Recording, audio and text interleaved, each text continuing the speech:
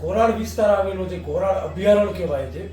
એ ઘોરાડ અભયારણ્યમાં ખેડૂતોને પીજીવીસીએલ દ્વારા છેલ્લા કેટલાય વર્ષોથી વીજ કનેક્શન આપવામાં આવતું નથી અને પવનચક્કીઓને અને મોટી મોટી જે કંપનીઓ છે એને વીજ કનેક્શન આપવામાં આવે છે. એ જ ઘોરાડ વિસ્તારમાં તંત્રની, કચ્છના નેતાઓની, કચ્છના સાંસદ જે અબડાસાના ધારાસભ્ય છે, આંખો બંધ કરીને બેઠા પડ્યા છે.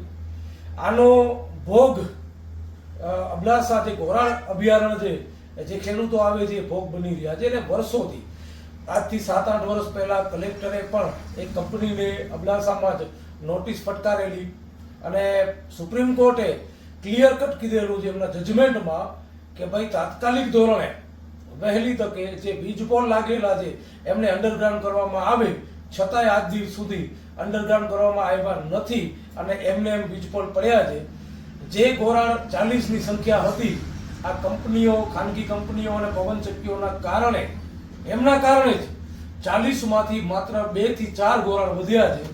આ તો ઘોરાડ એક પક્ષી છે, એક જીવ છે, એનું મોતનું કારણ કોઈ ખેડૂતો નથી. એનું મોતનું કારણ પણ આ મોટી મોટી કંપનીઓ છે. અને ખાસ હું કહીશ કે એનું મોતનું કારણ છે આ પીજીવીસીએલ વાળા, કે જેમને સુપ્રીમ કોર્ટે ઓર્ડર કર્યો છે કે અંડરગ્રાઉન્ડ લેવો, છતાંય નથી કરતા અંડરગ્રાઉન્ડ. આજ દિવસ સુધી અંડરગ્રાઉન્ડ લેવામાં આવી નથી. અને ખેડૂતોને દબાવવા માટે, અન્નદાતાને દબાવવા માટે, એમને મારવા માટે એક મોટો ષડયંત્ર કચ્છ વહીવટી તંત્ર, ગુજરાત સરકાર, ધારાસભ્ય અને સાંસદનું છે. તો મહેરબાની કરી અને 17 તારીખના સોમવારના સવારના 11 વાગે કલેક્ટર સાહેબને આપણે આ સંદર્ભે આવેદનપત્ર આપવાનું છે કે ખેડૂતોને વીજળી નહીં તો કંપનીઓને પણ નહીં.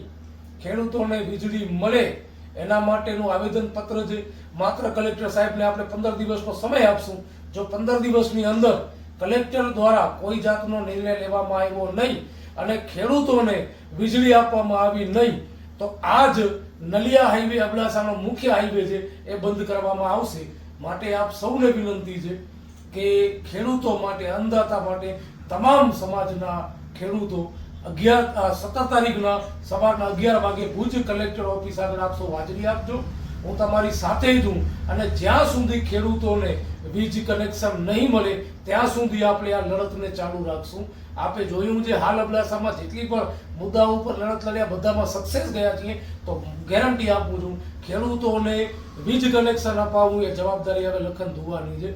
માત્ર તમને ત્યાં કને આવીને હાજરી આપવાની છે અને એ પછી જો વીજ કનેક્શન નથી આપતા તો આ રોડ બંધ કરવાનું છે, ત્યારે પણ તમે લોકો હાજરી આપજો.